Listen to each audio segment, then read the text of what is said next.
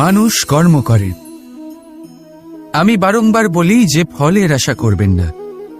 তাও মানুষ কোথাও না কোথাও নিজের কর্মের বদলে কোনো না কোনো ফলের আশা অবশ্যই রাখেন। কখনো তিনি সফল হন, কখনো অসফল। সেই জন্যই আমি বলি যে ফলের আশা কখনো রাখবেন না, কারণ সাফল্য বা অসফলতা মনের মধ্যে রাখলে কখনো কোনো লাভ হয় না। যদি সাফল্য মনের মধ্যে রাখেন তাহলে অহংকার জন্ম নেবে। যদি অসফলতা মনের মধ্যে রাখেন তাহলে এক হীনমন্যতায় আপনি ভুগবেন, যা দিয়ে কোনো শুভকর্ম হবে না। সেই জন্য শুধুই কর্ম করে যান, কর্মেই মগ্ন থাকুন। আর আসুন আমার সাথে ভালোবেসে বলুন, রাধা রাধা। জীবনের এই পথে এগোতে এগোতে আমরা কোথাও থেমে যাই। আমরা জানি না কেন।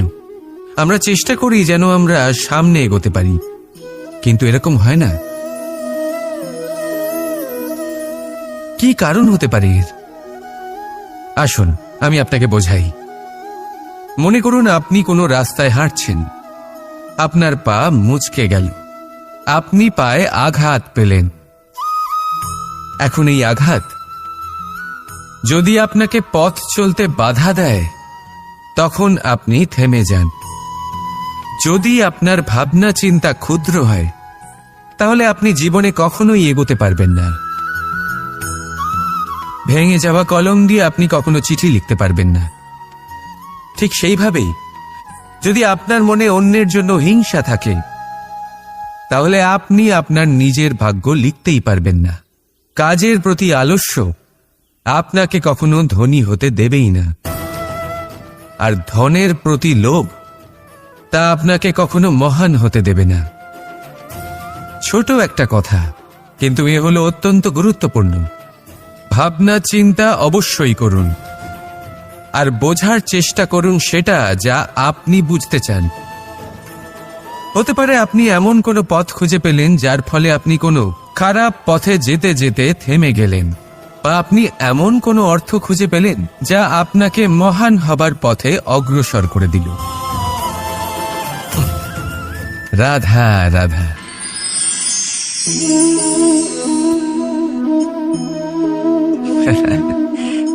আপনি হয়তো ভাবছেন আমি কি করছিটা কি। আজ আমি ভাবলাম যে রান্না করতে একটু সাহায্যই করে দিই, তাই চাল বেছে দিচ্ছিলাম। ভেবেছিলাম এই কাজটা অত্যন্ত কঠিন হবে। না, সহস্র ভালো চালের মধ্যে থেকে দুটো কাকুর বাছা শুধুমাত্র অভ্যেসের ব্যাপার।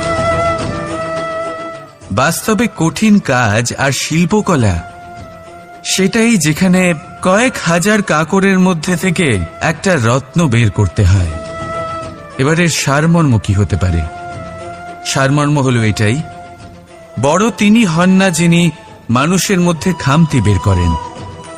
মাহাত্ম্য তাতেই, শ্রেষ্ঠত্ব তাতেই যা অন্যের ভেতরে থাকা ভালো গুণগুলি বের করে তার সম্মুখে, এই সংসারের সম্মুখে প্রস্তুত করতে পারেন। আসুন আমার সাথে ভালোবেসে বলুন, রাধা রাধা। কোনো ব্যক্তির নির্মাণ হয় কিভাবে?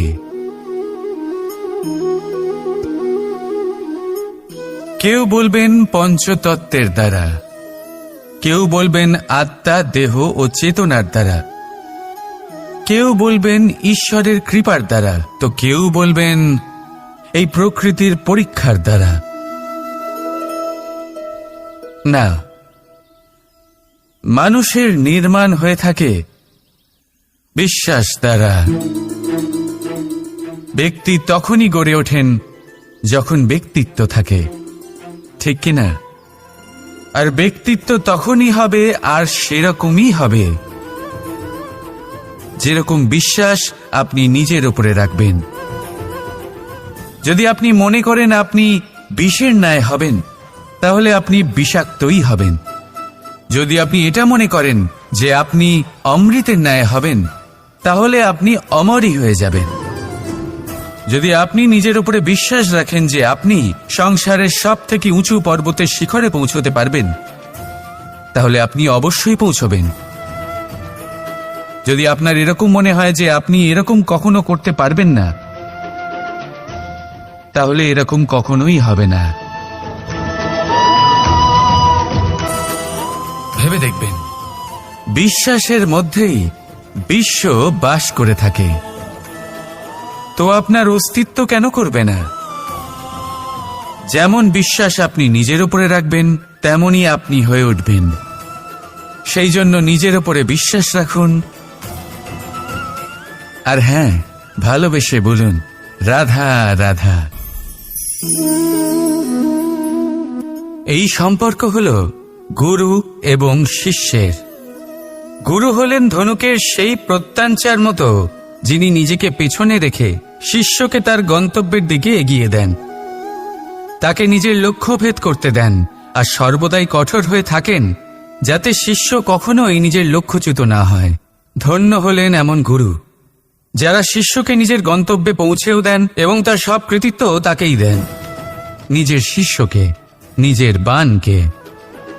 তাহলে আপনারা চিরকাল এরকম গুরুকে মনে রাখবেন, সর্বদা তাদের সম্মান করবেন, সর্বদা তাদের ভালোবাসবেন, কখনো জীবনে পিছিয়ে পড়বেন না আপনি। আসুন আমার সাথে ভালোবেসে বলুন, রাধা রাধা। আপনি কি কখনো কোনো উঁচু পর্বতের শিখরে পৌঁছতে পেরেছেন?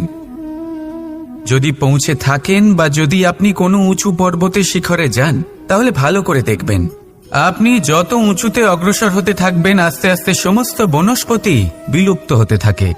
তারপরে সমস্ত গাছপালা, পশু পাখি সব বিলুপ্ত হতে থাকে। শেষ পর্যন্ত সেই শিখরে থেকে যায় শুধুমাত্র শান্তি, নীরবতা। আমাদের মানুষের সাথেও এটাই হয়। মানুষ যখন আত্মবিকাশের পথে অগ্রসর হতে থাকে এবং নিজের জীবনের শিখরে পৌঁছতে চায়, তখন তার একা থাকা অত্যন্ত প্রয়োজনীয় হয়। আর তাকে তখন ত্যাগ করতে হয় নিজের সুখ স্বাচ্ছন্দ্য, নিজের সম্পত্তি, নিজের সমৃদ্ধি, নিজের সৌন্দর্য। দেখুন, জীবনের শিখরে পৌঁছনো একেবারেই সহজ কাজ নয়। এ হলো অত্যন্ত দুর্গম এক পথ। কিন্তু যদি আপনি সেখানে পৌঁছতে চান, তাহলে আপনাকে ত্যাগের প্রবৃত্তি জাগিয়ে তুলতে হবে। ত্যাগ কি সেটা জানতে হবে, কারণ ত্যাগের ফলেই মনে শান্তি আসে, আর সেই শান্তির ফলে মনে উৎপন্ন হয় প্রেম। আর এই প্রেমই হল জীবনের অন্তিম লক্ষ্য। তাহলে আসুন আমার সাথে ভালোবেসে বলুন, রাধা রাধা। মানুষ নিজের জীবনে ঈশ্বরকে খুব মান্য করে, ওনার জন্য কি না করে। ভিন্ন ভিন্ন নামে তাকে স্মরণ করে, তাকে পুজো করে, তার আরাধনা করে। সে জানে যে ঈশ্বর তাকে শক্তি অবশ্যই দেবেন, তাকে সাহায্য অবশ্যই করবেন। কিন্তু যখন প্রশ্ন আসে গুরু এবং ঈশ্বরের, তখন গুরুর মান কখনো কম হওয়া উচিত নয়। কারণ সত্যি বলতে কি, গুরুই হলেন সেই সিঁড়ি যা বেয়ে আপনি ঈশ্বরের কাছে পৌঁছানোর পথ খুঁজে পাবেন। সেই পথ আপনি গুরুর থেকেই পাবেন। গুরু না থাকলে আপনি কখনো ঈশ্বর লাভ করতেই পারবেন না। আর জীবনে অনেক সময় লক্ষ্যের থেকেও অনেক বেশি গুরুত্বপূর্ণ হলো পথ। তাই এই পথের সম্মান করতে শিখুন, অর্থাৎ গুরুকে সম্মান করতে শিখুন, কারণ গুরুই হলেন পরমেশ্বর। তাহলে আসুন আর আমার সাথে ভালোবেসে বলুন, রাধা রাধা। পঞ্চমহাভূত, জীবন রচনায় এর অবদান অনস্বীকার্য। এই পঞ্চমহাভূত আসলে কি? জল, বায়ু, অগ্নি, মাটি আর আকাশ।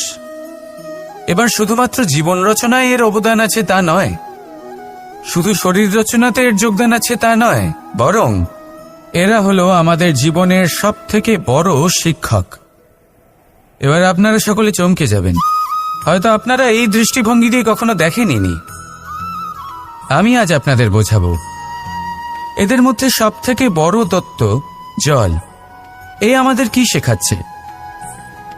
এই জল, এর নামই হলো জল, কিন্তু এ কখনোই আমাদের জ্বালায় না, আমাদের জ্বলনের কারণ হয় না। তাহলে কি করে? আমাদের তৃষ্ণা মেটায়, আমাদের শীতলতা প্রদান করে, জীবন দান করে। এর দ্বারা আমরা কি শিক্ষা লাভ করি? যে আপনার উৎপত্তি যেখান থেকেই হোক না কেন, আপনি যেখানেই জন্মগ্রহণ করুন না কেন, আপনার কর্ম সর্বদা শ্রেষ্ঠ হওয়া উচিত। আপনি জলকে যে কোনো পাত্রে রাখুন না কেন, সে সেই অনুসারেই নিজের আকার ধারণ করে নেয়। এর দ্বারা আমরা কি শিক্ষা পাই? এই শিক্ষাই পাই যে যে কোনো পরিস্থিতিতেই নিজেদের মানিয়ে নিতে হবে, নিজেকে সেরকম করে নিতে হবে। যে দেশেই থাকি না কেন, যে স্থানেই থাকি না কেন, যে পরিস্থিতিতেই থাকি না কেন, যে ব্যক্তির সাথেই থাকি না কেন, আমাদের সুখময় হয়ে জীবন অতিবাহিত করা উচিত। দেখুন, আমাদের কত বড় একটা শিক্ষা দিল এই জল, যা আমরা কোনোদিন দেখতেই পাইনি। নিজেকে জলের মতোই করে তুলুন। সুখের ধারায় স্বাচ্ছন্দ্যে প্রবাহমান হতে থাকবেন আপনি।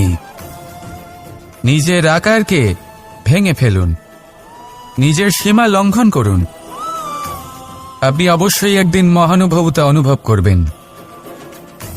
তাহলে আসুন আর আমার সাথে ভালোবেসে বলুন, রাধা রাধা। আপনি কখনো কোনো পর্বতে চড়েছেন? কথায় আছে, যখন আমরা পর্বতারোহণ করি, ওপরে ওঠার সময় দুর্ঘটনার সম্ভাবনা কিছুটা কমে যায়। সেখানেই যখন পর্বত থেকে নিচে নামি, তখন দুর্ঘটনার সম্ভাবনা অত্যন্ত বৃদ্ধি পায়। অর্থাৎ নামার সময় আমাদের আরো ভারসাম্য বজায় রাখতে হয়, আরো সাবধানে থাকতে হয়, অর্থাৎ বিবেককে জাগিয়ে রাখতে হয়। এবার জীবনেও সাফল্যের পর্বত আরোহণের সাথে এটাই হয়। যখন আমরা সাফল্যের পর্বত আরোহণ করতে থাকি, তখন এমনি আমাদের লক্ষ্য আমাদের গন্তব্যের দিকে থাকে। আমরা নিরন্তর পরিশ্রম করি, চেষ্টা করতে থাকি, আমাদের মধ্যে সেই উৎসাহ থাকে, সেই সাহস থাকে। কিন্তু একটা কথা সত্যি, সমস্ত আরোহণের পরে অবরোহণ থাকে। আর এই অবরোহণই থাকে যেখানে বেশিরভাগ মানুষ নিজের ভারসাম্য বজায় রাখতে পারেন না, আর সেখানেই ভেঙে পড়েন। তাই জীবনে যদি সাফল্যের শিখরে পৌঁছতে চান, তাহলে আপনাকে নিরন্তর প্রয়াস করতে হবে, সংঘর্ষ করতে হবে, পরিশ্রম করতে হবে, আর নিজের লক্ষ্যের দিকে একাগ্রতা কেন্দ্রীভূত করতে হবে। তাহলে আপনি নিজের লক্ষ্য অবশ্যই পাবেন। কিন্তু যখন অবরোহণের সময় আসবে, যা নিশ্চিত রূপে আসবেই, তখন আপনাকে সংঘর্ষ করতেই হবে, ধৈর্য ধরতেই হবে, সাবধানে থাকতেই হবে, ভারসাম্য বজায় রাখতেই হবে। এটা হলো অত্যন্ত আবশ্যক, কারণ পরবর্তী সাফল্যের শিখরে আপনাকে পৌঁছতেই হবে, আর তার জন্য আপনাকে সুরক্ষিতভাবে অবরোহণ করতেই হবে। ঠিক কি না? আসুন আর আমার সাথে ভালোবেসে বলুন, রাধা রাধা। যখনই কোনো ঘূর্ণিঝড় আসে, কোনো প্রলয় আসে, তখন দেখবেন তা কত বৃহৎ প্রভাব ফেলে, কত বড় বিনাশ ঘটায়, বিধ্বংস সৃষ্টি করে। যখন বন্যা আসে, তখন কত গভীর প্রভাব ফেলে, কত সর্বনাশ ঘটায়। নদীর পাড়ও ভেঙে বয়ে নিয়ে যায়। সেখানে কোনো গাছকে দেখুন, শান্তভাবে দাঁড়িয়ে থাকে, চুপ করে, আর নিজের কাজ করে, ছায়া প্রদান করে, ফল প্রদান করে, কোনো শব্দ না করেই নীরবে কর্ম করে। যদি নদীর কথা বলি, নদী যখন বয়ে চলে, খেতে জল প্রদান করে, বনস্পতিদের প্রাণ প্রদান করে, আমাদের পানীয় জল দেয়। এত মহান কাজ করে কোনো শব্দ না করে, নীরবতার সাথে। এ হলো এক শিক্ষা, যে এই সংসারে যারাই মহান কর্ম করেন, তারাই নীরব থেকে সেই কর্ম করতে থাকেন। কারণ ওনারা জানেন যে গুরুত্বপূর্ণ প্রচার নয়, বরং কর্ম। আর যারা রুদ্রের সাথে থাকেন, কোলাহল করেন, তারা শুধুমাত্র ধ্বংসই করেন। এবার আপনি মৌন থেকে শুধুমাত্র কর্ম করে মহান হতে চান, নাকি রুদ্রের সাথে থেকে বিধ্বংস ঘটাতে চান? সিদ্ধান্ত আপনারই। আসুন আর আমার সাথে ভালোবেসে বলুন, রাধা রাধা। মন্থন। আমরা সবাই এটাই জানি যে অমৃত পাওয়ার জন্য সমুদ্র মন্থন করা হয়েছিল, কিন্তু এর পিছনে যে মহান উদ্দেশ্য ছিল, তা বেশিরভাগ লোকই বোঝে না। আজ সেই মহান উদ্দেশ্য আমি আপনাদের বুঝিয়ে বলছি। আমাদের জীবনে এই অমৃত লাভ করার জন্য পথপ্রদর্শক হয় মন্থন। তারপরে আমরা করি প্রতিজ্ঞা, তারপর নিই প্রস্তুতি, যেটা দেবতারা আর অসুরেরা একসাথে করেছিলেন। তারপর আমরা করি চেষ্টা। বাসুকীর মুখ থেকে বিশ্বশ্বাস নির্গত হওয়া এটা প্রারম্ভিক বাধা হয়ে দাঁড়িয়েছিল। তবুও আমাদের লক্ষ্য দৃঢ় ছিল। যদিও সমুদ্র মন্থন থেকে হলাহল উঠে এলো, আমরা ভয় পাইনি, আমরা সেটার মোকাবিলা করলাম। ঠিক সেই পথেই যখন আমরা অনেক অমূল্য রত্ন পেলাম, নক্ষত্র পেলাম, সেটার প্রতি আকর্ষিত না হয়ে অমৃত লাভ করার পরেই আমরা শান্ত হলাম। এইভাবে যদি আপনি নিজের জীবনে প্রতিজ্ঞা, প্রস্তুতি, চেষ্টা, দৃঢ় নিশ্চয়, অটল থাকা আর আকর্ষণ থেকে বিরত থাকেন, যদি এইসব গুণ আপনার ভেতরে একত্রিত করে নেন, তাহলে আপনিও আপনার জীবনের অমৃত অবশ্যই লাভ করবেন। রাধা রাধা। চিন্তা।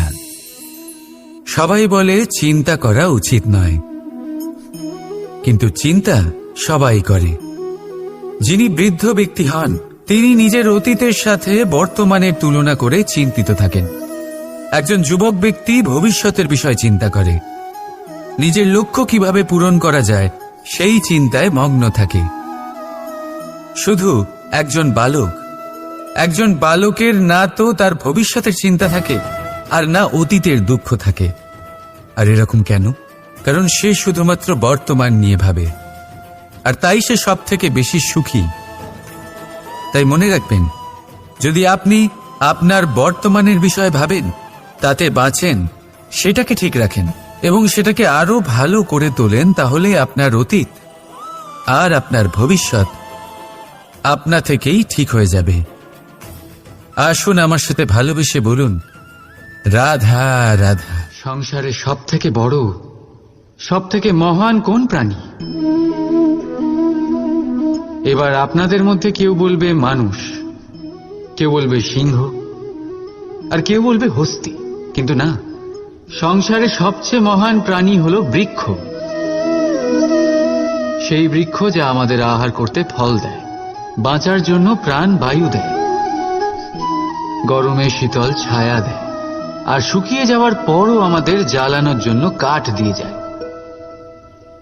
এবার আপনারা হয়তো ভাবছেন, আমি হঠাৎ বৃক্ষের গুণগান কেন গেয়ে চলেছি? আমার বলার উদ্দেশ্য ওই বৃক্ষের অনেক গভীরে, সেই বীজকে নিয়ে,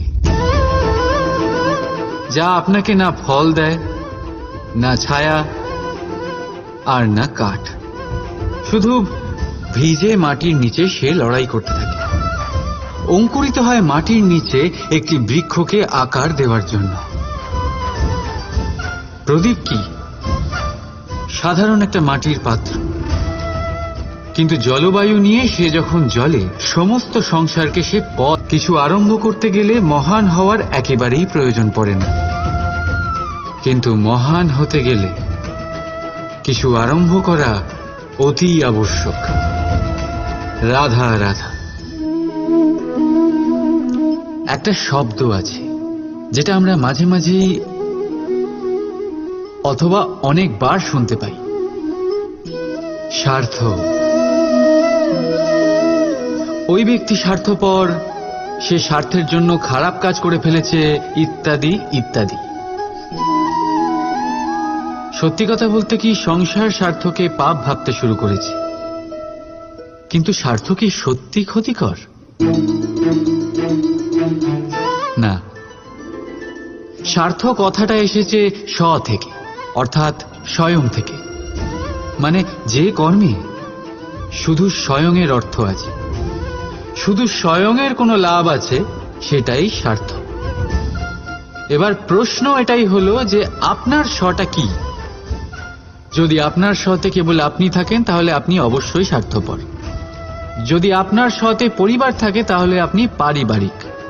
যদি আপনার স্বতে অন্য লোক থাকে, তাহলে আপনি পরোপকারী। আর যদি আপনার স্বতে এই সংসার থাকে, তাহলে আপনি পরমার্থী। তাহলে নিজের স্বার্থ থেকে দূরে যাবেন না, সেটার বিস্তার করুন। নিজের অস্তিত্বের বিস্তার করলে এই স্বার্থ নিজেই পরমার্থে পরিণত হবে। রাধা রাধা। আমি আপনাদের বলেছিলাম যে সংসারের সবথেকে বড় অস্ত্র আর সবথেকে বড় সম্বল হলো বন্ধুত্ব। কিন্তু এই বন্ধুত্ব কেমন হওয়া উচিত? বন্ধুত্ব হওয়া উচিত দুধে মেশানো জলের মতো। কিভাবে?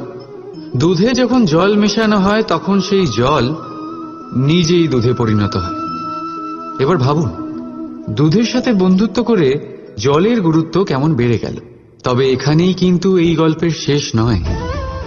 যখন দুধকে গরম করা হয় তখন জল নিজের বন্ধুত্ব পালন করে। জল নিজে আগে সেটার তাপ নেয়, নিজের অস্তিত্বকে বাষ্পে রূপান্তরিত করে আর দুধকে বাঁচিয়ে নেয়। আর তারপর জল বাষ্প হয়ে গেলে দুধ ফুটতে থাকে, সে পাত্র থেকে বেরিয়ে উপচে পড়ে। আর শান্ত তখনই হয় যখন তাতে আবার জল মেশানো হয়। অর্থাৎ বন্ধুত্ব সেটাই যা বন্ধুর অস্তিত্বকে বিস্তার করে। বন্ধুত্ব সেটাই যা বন্ধুর জন্য নিজের অস্তিত্ব জ্বালিয়ে দেয়। বন্ধুত্ব সেটাই যাতে সুখ আর দুঃখ দুটোই বন্ধুত্বের সাথে যুক্ত। তাহলে এমন বন্ধুত্ব করো যার সামনে কুবেরের ধনও কম পড়ে যায়। রাধা রাধা। ভুল আর মানুষ, এই দুইয়ের সম্পর্ক অবিচ্ছেদ্য। যেমন ডানা আর পক্ষী, যেমন ধারা আর নদী।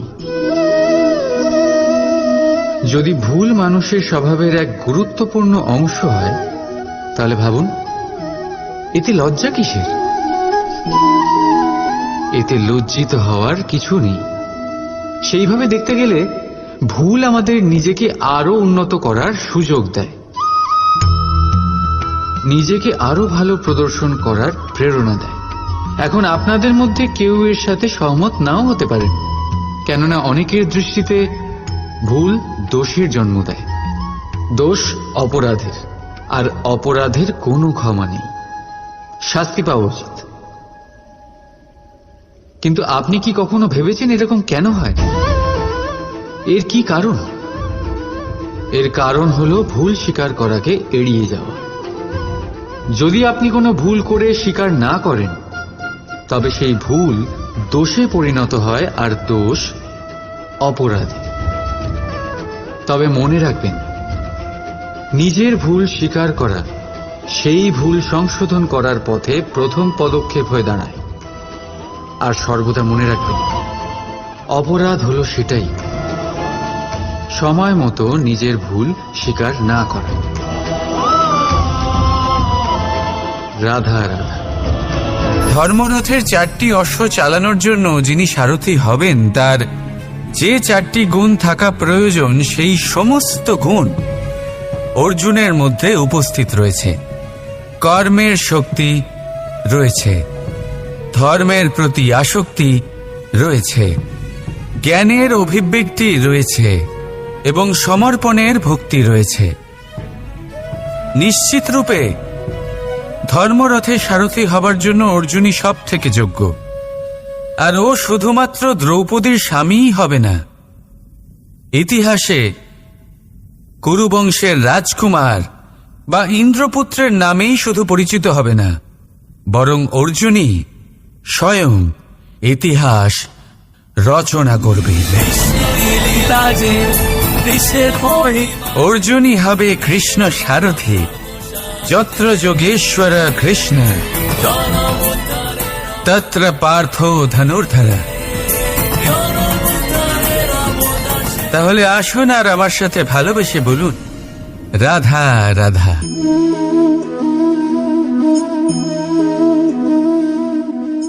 আপনার কি মনে হয় আমি কি করছি? আপনি বলবেন আমি প্রদীপ জ্বালাচ্ছি। সঠিক, কিন্তু প্রশ্ন হচ্ছে যে আমি কি আপনাকে বলেছি যে একে প্রদীপ বলা হয়? না। এই প্রদীপ কি নিজেই নিজের পরিচয় আপনাকে দিয়েছে? না। তাহলে আপনি কি করে জানলেন যে একে প্রদীপ বলা হয়? উত্তর হচ্ছে প্রকাশ। যে স্বয়ং জ্বলে অন্ধকারের মধ্যে সংসারকে পথ দেখায়, সেটাই প্রদীপ। যা নিরাশার মাঝে আশার আলো প্রদর্শন করে, সেটাই প্রদীপ। অপর দিকে আছে সাপ, যাকে না দেখেও তার ফনার আওয়াজ শুনেই লোকে ভয় পেয়ে যায়। তার মানে ব্যক্তির পরিচয় তার কর্মের দ্বারা পাওয়া যায়। তাই আপনার এটা বলার প্রয়োজন নেই যে আপনার পরিচয় কি। এটা আপনার কর্মই নিশ্চিত করবে যে লোকে আপনাকে প্রদীপ ভেবে ভালোবাসবে নাকি সাপ ভেবে ভীত হয়ে থাকবে। রাধা রাধা। সময় কত বিচিত্র হয়। সময় আমাদের পক্ষে থাকলে আমরা নিজেদের রাজা মনে করে নিই, আর সেই সময় যদি বিপক্ষে চলে যায় তাহলে নিঃস্ব হতে সময় লাগে না। তাই মানুষের একটা অভ্যেস আছে, খারাপ সময়ের জন্য কিছু সঞ্চয় করা। আত্মীয়, বন্ধু খারাপ সময় পাশ থেকে সরে যান। যশ, মান প্রতিকূল সময় চিরস্থায়ী হয় না। তাই মানুষ মনে করে অর্থ সঞ্চয় করাই শ্রেয়। অর্থের কোনো হৃদয় নেই যা সময়ের সাথে পরিবর্তিত হবে। সংসার বলে সর্বদা অর্থ সঞ্চয় করতে থাকো। খারাপ সময় অবশ্যই কাজে লাগবে, কিন্তু আমি বলবো শুভ কর্ম করতে থাকুন, আনন্দে থাকুন, নিজের ওপর আর ঈশ্বরের ওপরে বিশ্বাস রাখুন। খারাপ সময় কখনো আসবেই। রাধা রাধা। প্রকৃতি মানুষকে এক বিশেষ শক্তি দিয়েছে, অন্য জীবের থেকে বেশি শক্তি দিয়েছে। স্মরণ শক্তি। এই শক্তি মানুষকে অন্য জীবের থেকে ভিন্ন করে, ইতিহাস রচনা করার প্রেরণা দেয়, জ্ঞানকে বংশানুক্রমে এগিয়েও নিয়ে যায়। আর যারা ভুলে যান, অধিকাংশ সময় তারা উপহাস আর দয়ার পাত্র হয়ে যান। কিন্তু এটাই কি প্রকৃত রূপে সত্য? না। এই স্মরণ শক্তি মানুষের বিকাশের সব থেকে বড় বাধা হয়ে দাঁড়ায়। তার মনকে দূষিত করে দেয়। খারাপ অভিজ্ঞতা, কারোর করা বিশ্বাসঘাতকতা, কারোর কটাক্ষ বেশিরভাগ মানুষই ভুলতে পারেন না, আর তারপর প্রতিশোধ নিতে উদ্যত হন। প্রথমে সময় নষ্ট করেন প্রতিশোধের প্রস্তুতিতে, আর তারপর সময় নষ্ট করেন প্রতিশোধ নেওয়ার সুযোগ খুঁজতে। যদি সন্তুষ্টি পেতে চান, যদি জীবনে আনন্দ পেতে চান, তাহলে স্মরণ শক্তির সদ্ব্যবহার করুন। নিজের স্মরণ শক্তিকে চালনা করুন শুধুমাত্র ভালো কথা আর ভালো স্মৃতির দিকে। জীবনে আনন্দ পাবেন। রাধা রাধা। মানুষ নিজের পরিবারের জন্য কত কিছুই না করে, দিন রাত পরিশ্রম করতে থাকে যাতে তার পরিবারের প্রয়োজন পূরণের জন্য অর্থ রোজগার করতে পারে। কিন্তু শুধু অর্থ রোজগার করাটাই কি যথেষ্ট?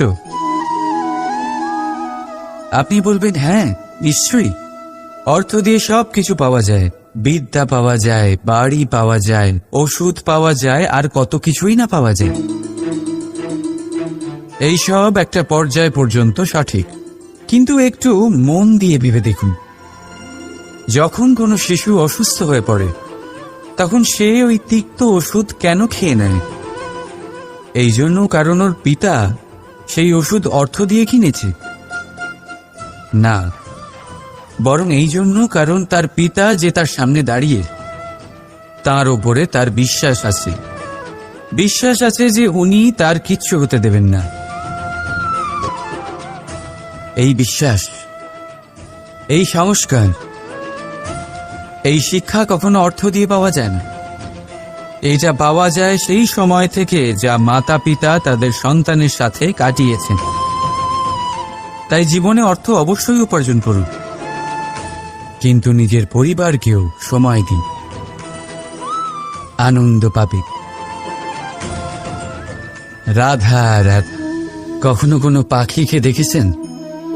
যখন তারা ডিম পাড়তে প্রস্তুত হয় তখন তারা সবচেয়ে আগে একটা স্থান খোঁজে, একটা স্থান যা বর্ষা, রৌদ্র আর শত্রুর থেকে সুরক্ষিত হয়। তারপর তারা বাসা তৈরি করে, তারপরেই ডিম পাড়ে। আর তারপর যখন সেই ডিম ফুটে তার সন্তানদের জন্ম হয়, সে তাদের খাবার খাওয়ায়, তাদের রক্ষণাবেক্ষণ করে। কিন্তু যখন তাদের ডানা গজায় তখন না সে তাদের খাবার দেয় আর না তাদের বাসা বানাতে শেখায়। শুধুমাত্র তাদের উড়তে শেখায় সে। তারপর সেই বাচ্চারা আকাশে উড়তে শিখে নিজেরাই নিজেদের খাবার জোগাড় করতে শিখে যায়, নিজেরাই নিজেদের বাসা বানাতে শিখে যায়। আর আমরা মানুষেরা কি করি? আমাদের সন্তান বড় হয়ে যাওয়া সত্ত্বেও তাদের নিয়ে সর্বদা দুশ্চিন্তা করি। তার জন্য আমরা গৃহ নির্মাণের চেষ্টা করি। নিজের সন্তানকে আরো শক্তিশালী করে গড়ে তোলার বদলে তাকে আমরা দুর্বল করে দিই। জীবনে সেটাই করুন যা একটা পাখি করে। নিজের সন্তানকে আকাশে ওড়ার শিক্ষা দিন, সংস্কার দিন, আর একটা নির্দিষ্ট সময়ের পরে তাকে নিজের আকাশ নির্ধারণ করতে মুক্ত করে দিন। রাধা রাধা। সাগরে সেতু বাঁধার গল্প তো আপনারা নিশ্চয়ই শুনে থাকবেন। রামচন্দ্রের সেনাকে 100 যোজন সমুদ্র অতিক্রম করে লঙ্কায় আক্রমণ করতে হতো। সেতুকার নল আর নীল সেতু বাঁধার উপায় বের করল, কিন্তু প্রশ্ন ছিল সেতু বাঁধা কি করে হবে? সমুদ্র অত্যন্ত গভীর। কত পাথর দেওয়া হলে এই বিশাল সমুদ্র অতিক্রম করা সম্ভব হবে? তখন এক উপায় নির্ধারিত হল। পাথরের ওপর লেখা হলো রামের নাম। আর যখন সেই পাথরগুলোকে সাগরে ফেলা হলো, সেগুলো ভাসতে লাগলো। এবারে কেউ বলবেন এটা রামচন্দ্রের নামের মহিমা, কেউ বলবেন এটা নারায়ণের কোনো জাদু। কিন্তু না, এটা রামচন্দ্রের সেই গুণ, ওনার ব্যক্তিত্বের সেই মহান দিক যা ওনার প্রতিনিধিত্ব করেছে। তাই সেই পাথরও সাগরে ভেসে ওঠে।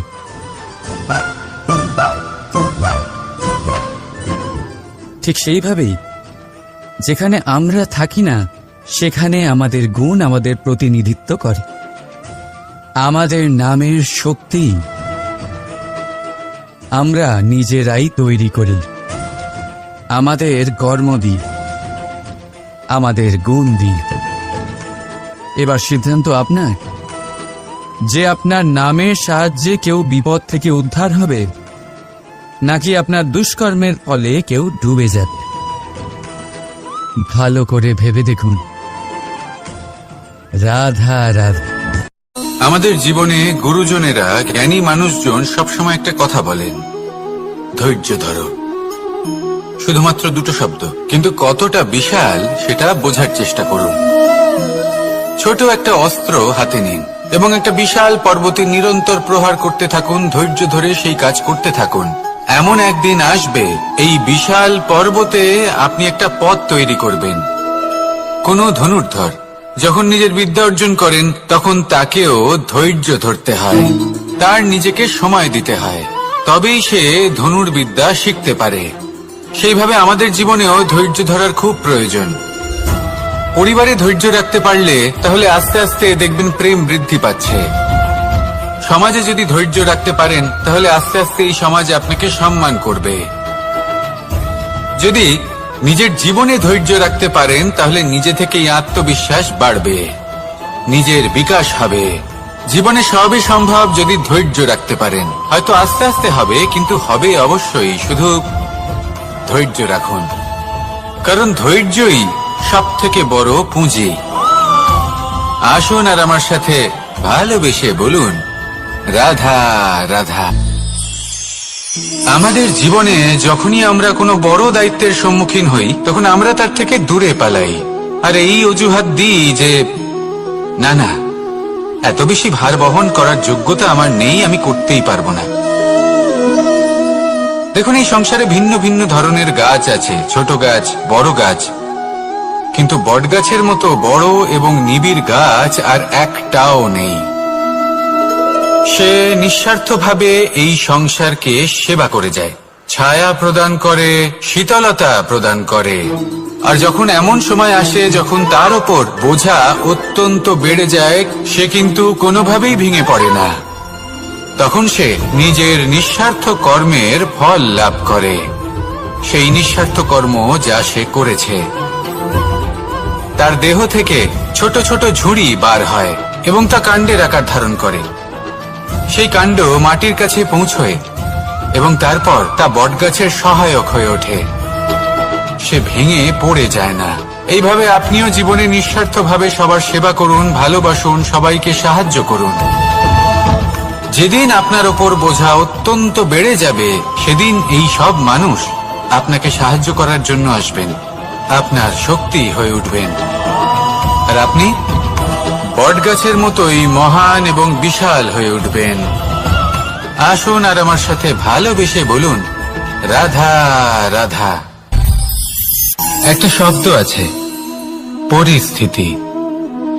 অনেক মানুষের মুখে আমরা এই শব্দ শুনি। জীবনে যখন অসফল হই, দুঃখ আসে, সংকট আসে, কোনো বিপদ ঘনিয়ে আসে, তখন সমস্ত দোষ আমরা পরিস্থিতির ওপর চাপিয়ে দিই। আর দেখতে গেলে কোথাও না কোথাও ঠিকই করি।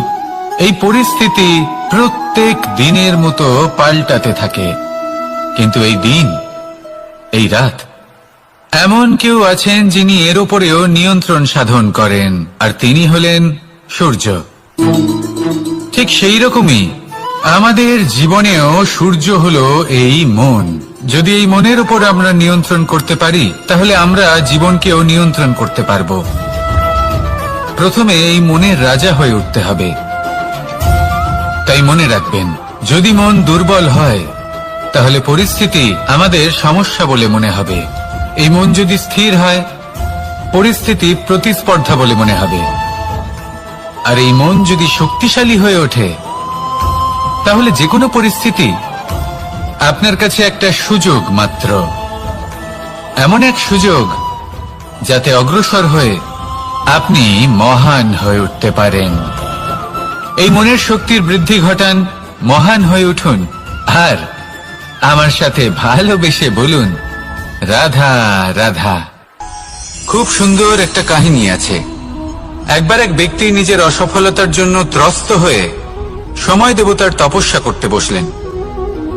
উনি তপস্যা করলেন এবং সময় দেবতা প্রসন্ন হলেন, মানুষের রূপ ধারণ করে ওনার সামনে প্রকট হলেন। এবার সেই ব্যক্তি ওনাকে জিজ্ঞেস করলেন যে কি এমন আছে যার জন্য আপনি বারবার জয়ী হন আর আমি চিরকাল পরাজিত হয়ে থাকি? কেন এত পরিশ্রম করা সত্ত্বেও আমি সাফল্য লাভ করতে পারি না? তখন সময় দেবতা উত্তর দিলেন যে দিন হোক বা রাত, ঝড় হোক বা ভূমিকম্প, রোদ হোক বা বৃষ্টি হোক, সময়ের সূত্রপাত হোক